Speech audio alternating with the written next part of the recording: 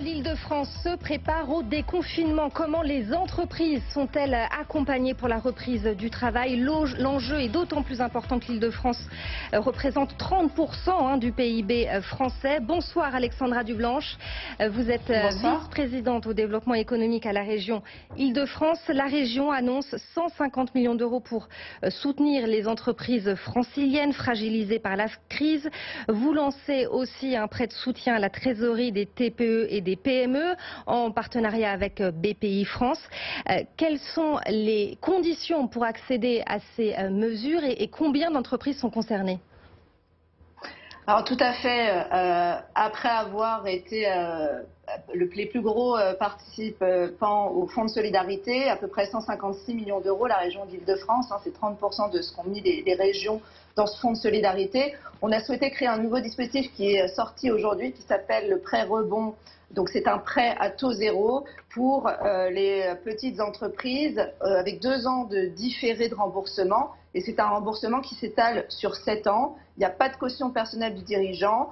Et on va mettre sur ce dispositif avec la BPI environ 150 millions d'euros de prêts. C'est pour répondre aux besoins des entreprises qui ont un besoin de trésorerie, besoin de fonds de roulement, une augmentation de BFR, des investissements immatériels. Et le but, c'est d'être le plus réactif possible. On s'engage pour les montants inférieurs à 50 000 euros à avoir une réception de ces fonds de 3 à 5 jours. Et puis au-delà de 50 000 euros, puisque ça peut aller jusqu'à 300 000 euros, d'avoir une réponse dans 7 jours maximum. Donc voilà, c'est d'être le plus réactif possible pour aider nos petites entreprises. Combien d'entreprises sont concernées par ce dispositif ?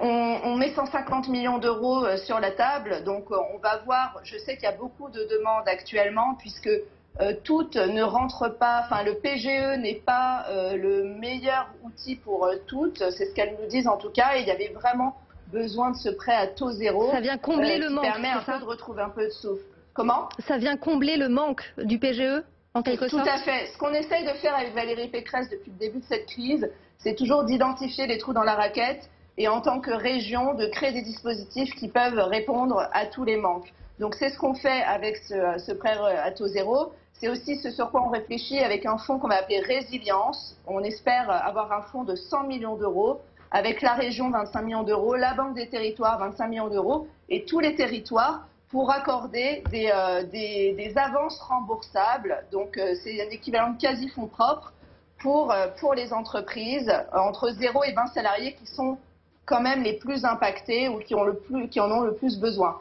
Donc voilà, combler les trous dans la raquette, c'est notre objectif. L'objectif des entreprises aujourd'hui, c'est évidemment de préparer la reprise, préparer le retour au travail au moment du déconfinement qui devrait commencer donc le 11 mai. Un des gros points noirs de ce déconfinement pour la région Île-de-France, j'entends, ce sont les transports. La maire de Paris, Anne Hidalgo, entend réduire la place de la voiture à Paris. Est-ce que selon vous, cela ne va pas pénaliser les entreprises? Est-ce que ça va pas tout simplement pénaliser la reprise économique? Je pense qu'il ne faut pas rendre les conditions de la reprise encore plus compliquées pour tous. Donc déjà, nous, ce qu'on essaie de faire avec Valérie Pécresse, c'est qu'il y ait des conditions de reprise des transports sûres. Déjà qu'on arrive à un certain temps de transport, mais évidemment, ça ne reviendra pas comme avant. Habituellement, on a 5 millions d'usagers par jour. Avec les normes de distanciation sociale, c'est impossible. Donc on agit sur plusieurs niveaux. Tout d'abord, le port du masque obligatoire. Valérie Pécresse l'a demandé. Donc là, on a encore distribué ce matin au total 1,6 million de masques dans 200 gares d'Île-de-France pour équiper les usagers. À partir du 11 mai, Île-de-France Mobilité, dirigée par Valérie Pécresse, va équiper les abonnés Navigo avec un masque en tissu. Donc ça, c'est l'aspect masque, avec verbalisation également. D'ailleurs, on demande à l'État de nous aider avec 5000 personnes pour réguler l'entrée dans les gares. Sinon, il y a un risque d'arrêt des transports, c'est catastrophique pour la reprise de l'activité. On travaille, ces jours-ci, va être publiée une charte avec le MEDEF, la CPME, l'État, la région, les opérateurs de transport pour inciter au télétravail. On veut maintenir un télétravail à 100% pour ceux qui le peuvent, puis 90% la 2e semaine, 80% la 3e semaine, avec des attestations employeurs aussi sur le lissage des heures de pointe. Je serai autorisée en tant qu'employé à aller au travail entre 6h30 et 7h30 et à revenir entre 15h30 et 16h30. c'est indispensable pour permettre le retour à l'activité. Alexandra Dublanche, néanmoins, est-ce que cette décision, en tout cas cette volonté de la maire de Paris de réduire la place de la voiture à Paris, est-ce que ça ne va pas engorger davantage les transports, justement ? Il y a un risque. Il est clair qu'il y a un risque. Les gens ne voudront pas forcément revenir massivement dans les transports. Il va y avoir des craintes. Et donc, ils vont reprendre massivement la voiture, ce qui va poser tout un tas de sujets, notamment en termes de pollution. Donc nous, c'est ce qu'on veut faire, on dit aux gens, restez chez vous au maximum. Pour ceux qui peuvent continuer à télétravailler, faites-le. Après, ce n'est pas possible pour tout le monde, d'où les mesures sur le lissage des heures de pointe, le port du masque obligatoire, etc.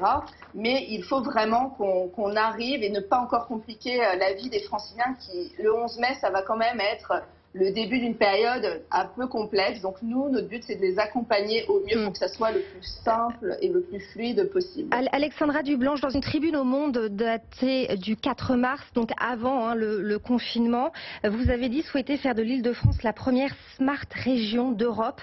Est-ce que, avec la crise sanitaire, cette ambition n'est pas remise à plus tard, ou au contraire, est-ce qu'elle va faire partie intégrante de ce redémarrage ? Je pense tout au contraire. Effectivement, nous avions amorcé ce mouvement avant la crise. On avait créé cette Smart pour créer des services pour les entreprises, les territoires, les Franciliens. Et elle s'est avérée extrêmement utile, cette plateforme, pendant la crise, puisque nous avons agrégé 600 solutions, par exemple, à destination des soignants, des entreprises, des commerçants, des artisans. Et moi, je crois beaucoup en cette crise pour insuffler un démarrage, par exemple, de transition numérique de nos commerçants qu'on a essayé auparavant à lancer, avec un peu de difficulté. Et qui va s'accélérer. Ça va s'accélérer au fur et à mesure, tout à fait. Exact. Il faut que ça s'accélère, tout à fait. Merci beaucoup Alexandra Dublanche. Je rappelle que vous êtes vice-présidente au développement économique à la région Île-de-France.